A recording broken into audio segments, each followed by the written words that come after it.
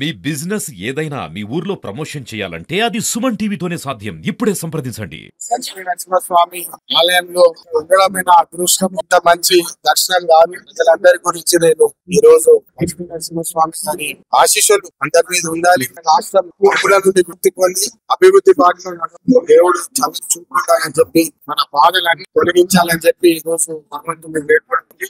సందర్భంగా మళ్ళొకసారి ప్రజలకు న్యాయం జరిగేలాగా అభివృద్ధి బాటలో పనిచేస్తామని చెప్పి మరొకసారి ప్రజలందరూ మంచి అభివృద్ధి కోసం మొక్కడం